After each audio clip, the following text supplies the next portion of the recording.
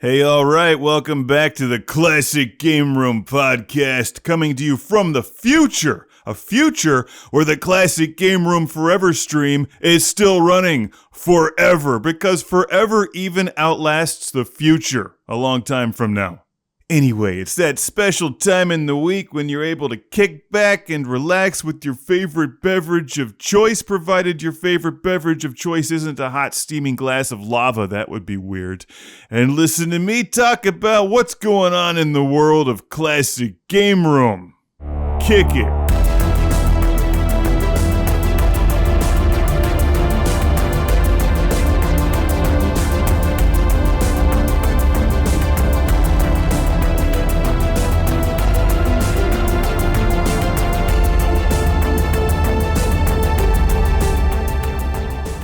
I think that everyone listening to this podcast can agree that it's a good thing to have a never-ending Classic Game Room TV channel that plays nothing but Classic Game Room and maybe the occasional Amber Vision infomercial, which is basically all that Classic Game Room is anymore. Also a repository, that's a fun word, repository for old Classic Game Room reviews, like a bazillion of them. I kind of forgot how many I made over the years. As it turns out, quite a few, and I'm still assembling new Forever Stream mixes, so check back frequently so that you can see many Classic Game Room reviews that you've probably missed over the years. So many video games. It's a wonder that my eyes and my hands still work. I'm not sure how. I'm just lucky. My brain, though, it's just barely functioning, which is enough to get by. And I've really enjoyed the Forever stream. This has been a nice surprise for 2024. And if you paid attention to any of the stuff I recorded at the end of 23, early 24, I said that it was unlikely that, or it was very likely that Classic Game Room would be like evolving or changing in some form. I'm not sure that this is the way that I saw that happening, but it actually is a reason to bring the show back to like the classic super old school format. Like, I could just record Atari games onto VHS tapes, and I think that people would be pretty happy with that. Hello, this is Mark from the Classic Game Room, and today we're going to take a look at Zaxxon, which is a game. Somewhere in the Forever stream you'll find one of the early Classic Game Room HD drafts from like January of 2008, where I tried to use Edit Station 1 as a co-host, but I hadn't really got his, I hadn't really figured out his voice yet, so it's just really abrasive and hard to listen to. And I was like, I think I did Halo 3. Maybe it was Halo 3 versus Ms. Pac-Man or something, I don't know, but it was like, hey, Edit Station 1, what do you think? And it was terrible, so I abandoned that and then chose Monotone Mark instead, because I figured it would be like the least offensive thing I could do from at least the listening standpoint, to just convey the information in as monotone a way as possible. These days I could just steal all of the information from Wikipedia and use some kind of AI voice to record the broadcast, and then everyone would love it. It's brilliant! 1 billion hits on YouTube! What a genius move to steal someone else's work and use a robot to voice it! Incredible!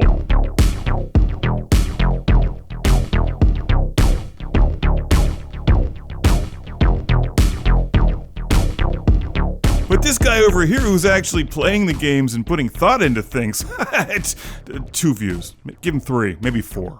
You know what, just block the channel completely. That's dumb. Thinking is dumb. Creativity is dumb. You know what's not dumb? The Forever stream. You know why? Because it, somehow managed to just take the entire back catalog of Classic Game Room and elevate it into the foreground. Which is... I didn't think it was gonna work. I guess I didn't really think much about it at all. It kind of worked for the Omega Ronin music stream, which I'm redoing right now. The Omega Ronin music stream will return, but I want to put a few more bells and whistles onto it from the visual standpoint. But that paved the way for the Classic Game Room Forever stream, which has been a lot of fun. I think it's fun to record new video. It gives a reason for the smaller videos to exist again. And I guess I think a lot of people have figured this out, but like the larger shows like the 2085 series, like those take a lot of time to produce. They're very expensive. The smaller ones where it's just like me and an Atari talking into a mic like the old school videos, those are far more efficient, and they don't really clutter my schedule. They're not clogging my workflow. They're not causing any problems on the back end, and I can just drop them into the Forever stream and have a release. And we do like Friday chats now with the Forever stream, and it's fun. It works well. And I've said for years the show's hard to do if it's not fun. So fun is good. Fun is nice. I like fun. I'm assuming that you also like fun. If you didn't like fun, you probably wouldn't be listening to this. You'd be online complaining about something. I'm such an asshole.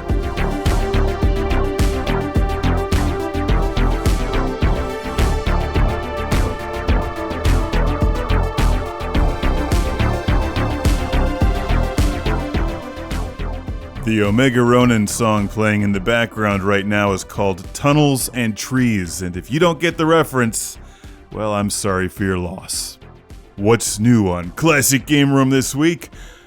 The Classic Game Room review of Pressure Cooker for the Atari 2600 from Activision, 1983, one of the few Atari games I just completely missed on the original run of the show. It never ended up in my collection.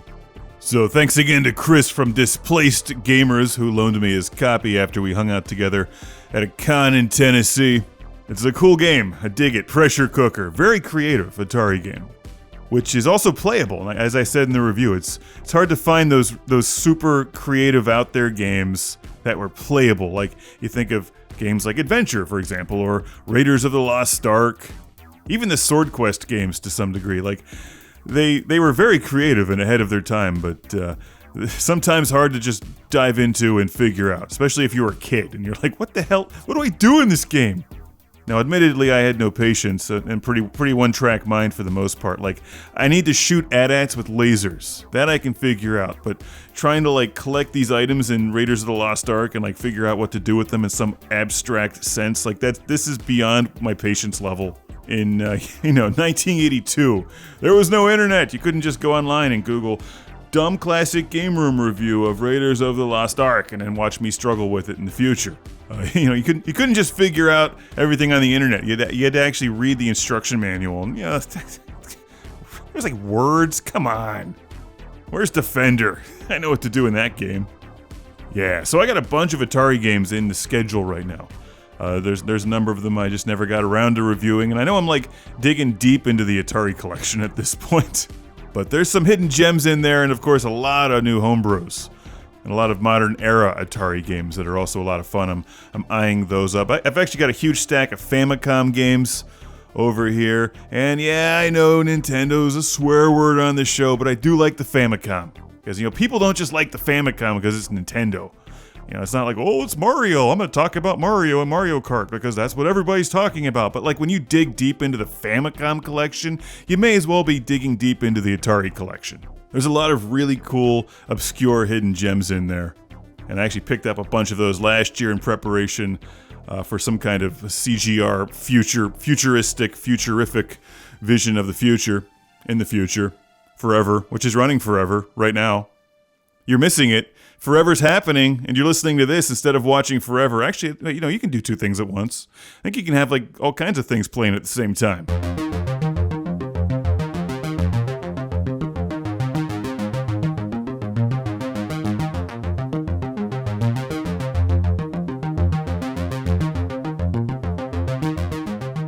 In theory, I think you can have the Forever stream playing on Forever computers, forever, for all time. Make that a thing. I've also got some PlayStation 5 reviews lined up, and yeah, that pretty much explains the schedule. Atari 2600, Famicom, and PlayStation 5. So, I don't know what's going on with the Classic Game Room 2085 series at this time. I'm not entirely sure what's going on with physical media for the CGR stuff right now. These are things I'm looking at and thinking about. Everything, as you might imagine, has to do with numbers, and I wasn't very pleased with the numbers or the way that things were just not sent to subscribers on the 2085 launch. The show takes a long time to make. It's a lot of fun to make, but it also needs a response that reflects the amount of work that went into making it. I don't necessarily feel the same way when just goofing around with an Atari game that drops into a stream that's doing a lot better than 2085 was anyway. The video landscape is just downright bizarre. I'll tell you, it's constantly evolving. And I've been a video producer for like 25 years on and off in one form or another. And it's just impossible to wrap my head around this. Like, do I make shorts and TikToks? Do I make traditional edited content? Do I make an infinite video that never ends? Like, they each have their own challenges and their pros and cons. An infinite video requires pretty much an infinite amount of computer hardware, I'll tell you that much, which thankfully I have, so can't even begin to tell you the amount of hard drives I've been tearing through. And I like to go back to the original files if possible, just to make it look nice. I pick out some of the extended cuts when there's an opportunity to do that, and I kind of forgot I did that back in 2016 and 17. When producing the videos, I was at the time, my mindset in 2016-17 was to try to reboot the series with recurrent crowdfunding or Patreon, which has turned into its own bad word, I guess. And that's a shame because I always thought that was a pretty good solution for a lot of creators. So it's one of these things that works well until it starts going backwards, and then nobody else understands that you're dealing with something that's going backwards, and it's very hard to deal with. Because there's no way to grow it and promote it, because everyone hates it, except for the people using it. So what I did is I tried to give them like a little extra, like here's a longer video, here's the videos without the watermarks and all that stuff, and that's the hyper cuts and like the extended cuts, and I kind of forgot that those were in there. So if you're watching the videos and you're like, I'm so angry, Mark's talking about Patreon, that's because those were made for the Patreon audience, and you shouldn't be angry about it unless you've tried doing this job and see the reality of what you're really up against. Then maybe you can be angry, but you won't be mad at me. You'll be mad at some other company. Now, I've been thinking a lot about the history of Classic Game Room, writing the book, The History of Classic Game Room, if that's the title, which it may or may not be. But I have been going back, just through my mind in these years, and I've seen some talk in the chat surrounding the Forever stream, which, by the way, has been awesome. It's really been great to see people, like the community, come back together, a lot of familiar names, familiar faces, having a good time in the chat. That's part of the Forever stream I did not account for, and it's just nice to see that come alive. But I've seen some talk about different eras, like the Daily Motion era, which I'm going to point out that is incorrect. There was no era with Daily Motion. What we were trying to do was in 2013, after losing a good chunk of ad revenue all at once, and we had no control over this stuff, and it was pretty clear that it was going to be a problem in the long run. What we tried to do was move the show onto our own website, onto our own platform, and we were going to use Dailymotion, which is like, this little small competitor to YouTube. I'm not even sure if they're still around, but we were going to try to use them just for delivery. But the objective was to bring people into the Classic Game Room website and like our own atmosphere where we controlled everything, and we could serve the ads, and we could direct you to the next Classic Game Room video instead of away to the next yelling, screaming top 10 video or whatever. Like, we just wanted to bring everyone together into like a fun CGR atmosphere, and like we built a cool website with like you could like clip out the old G.I. Joe collector cards and stuff with your if many of you remember, the back of the G.I. Joe action figure boxes had like their code names. You could make your own code name for the website, put like a little ID badge on there, and instead of liking videos, you could give them cheers and like click a beer button. Fun stuff like that, but it was expensive, and of course people only wanted YouTube, so they left immediately and just went right back to YouTube, because who competes with YouTube? Nobody. Because they've got a bazillion, infinite number of videos. The problem there as a content creator, and many of you already know this, is that you're then competing against a bazillion, infinite number of videos on one pipeline where there's only so much screen space on anybody's phone to get announcements about your videos. I won't say I told you so, but I told you so. Now that pretty much ended my professional video career, at least as a full-time job, I should say, a couple of years after that. And, it kind of worked out, so I can't complain. It's good to have flexibility with projects, and I would recommend that any content creator who's trying to make whatever diversify like crazy. Just don't just make it for YouTube. Look at TikTok. Look at whatever else is out there anymore. What is out there anymore? It's like they come and go now. look into other stuff and think outside the box.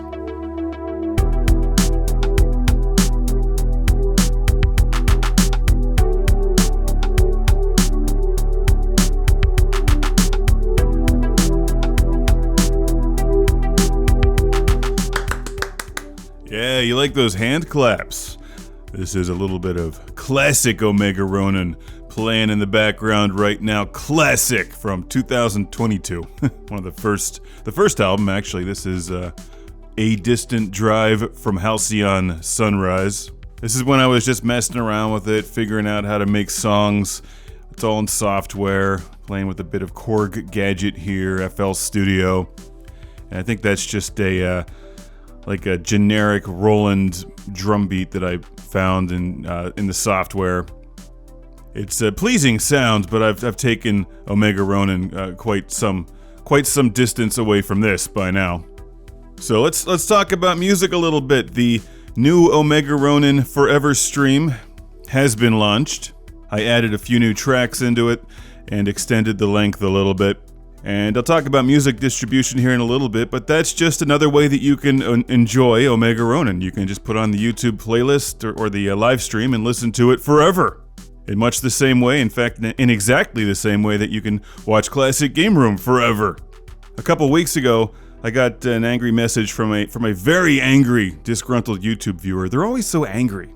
Maybe you should leave the basement and, I don't know, get laid or something. But this individual said that they were angry that I was profiting from old work that I did. Wrap your head around that one for a moment. That's an idiotic comment is what that is. From someone who doesn't know anything.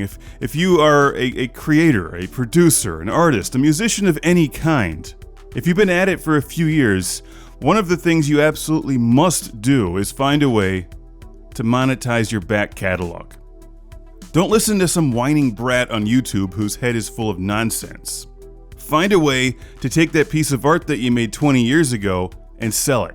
Find a way to take that video that you made 25 years ago and put it on an endless loop forever, collecting fractions of pennies, because if you've been at it long enough, fractions of pennies do add up, and it's just good business. In fact, it's good common sense business. It takes time, it's annoying, it gets in the way of creating new things, which, as an artist, sucks, because, we always want to be making new stuff, but you also got to take care of the old stuff, which is part of what this podcast is about, I guess, just giving some creator advice. But one of the strengths of Classic Game Room, and to some degree Omega Ronin, it's still a newer project, is the size of the catalog, the sheer girth of content. So, musicians in particular here, I want you to keep that in mind when creating your stuff. Always keep your backups, and that applies to video and anything else too, but always keep your backups. Control your masters in like an unfinished form, so if you built your song in whatever DAW you're using, DAW, Digital Audio Workstation, keep the raw files, so in case you need to go back and remix something, or grab the MIDI files for future use or to sell them or something later on, you need to have all of your original stuff. So lots of backups. Preferably cloud backups too, because it's an annoying monthly cost, but they're not likely to be completely wiped out unless it's going to be the future of Blade Runner 2049. And I can tell you, since I'm in the year 2085, that backups are just fine, provided you keep them all on spinning tape drives for mainframes, which is what I do. Those 1970s computers run forever. I mean, just look at Edit Station 1. Not only is he functional, but he's also self-aware and smarter than you. Well, not much, though.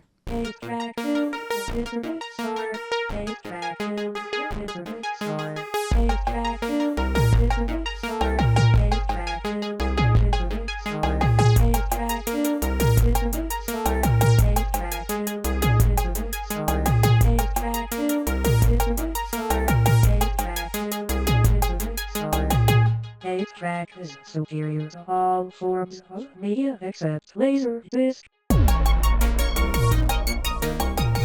Taking it back to my first album, Turbo Volcano's Future Year 1982. This is 8-Track Killed the Internet Star. One of my first songs built this in FL Studio using the plug-in keyboards and stuff.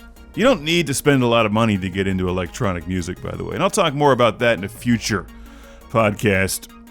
Let's continue with distribution here a bit.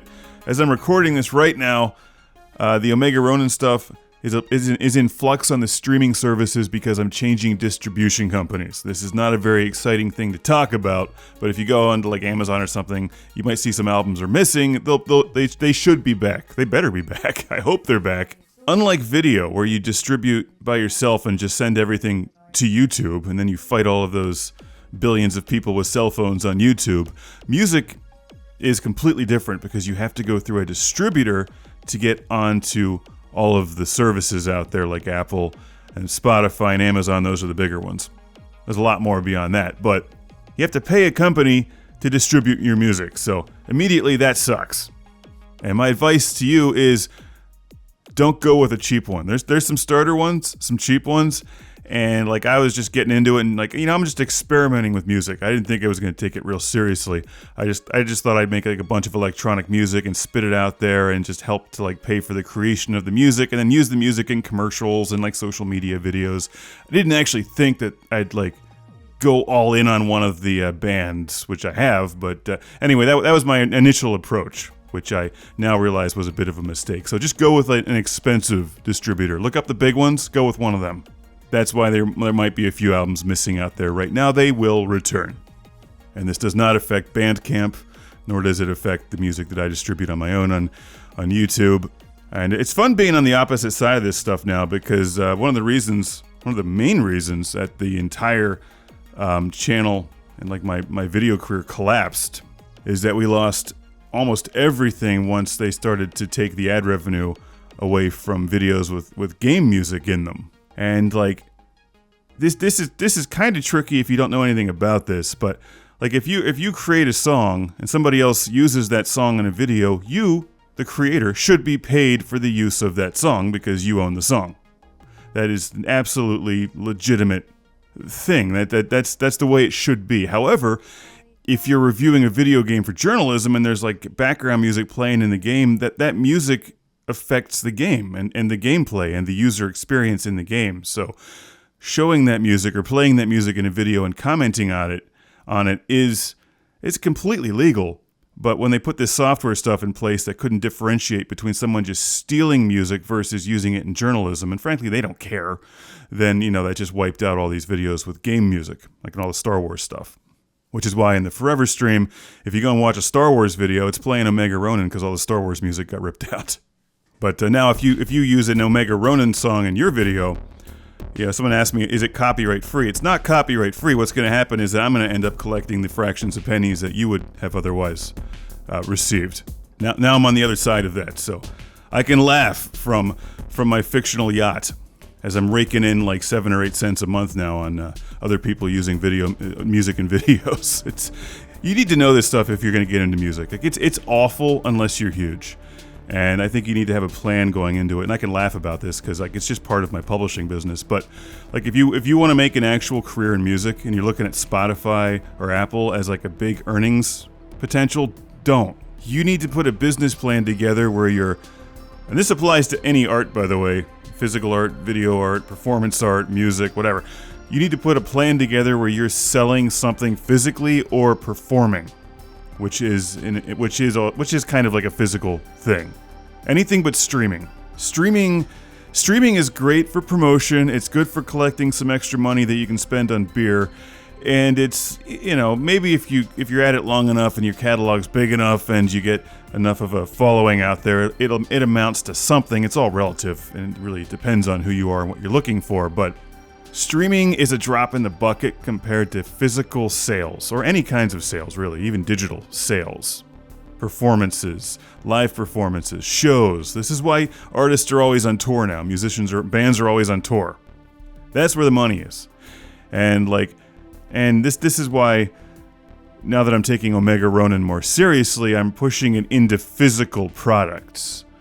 Whether that's albums, CDs, vinyl, or print. In fact, I said I'd never do a documentary again, or I didn't have plans to do a documentary. I'm actually putting together a documentary on Omega Ronin to complement the album and print project that's coming out at the end of 2024. Because apparently, I didn't even realize I was doing this.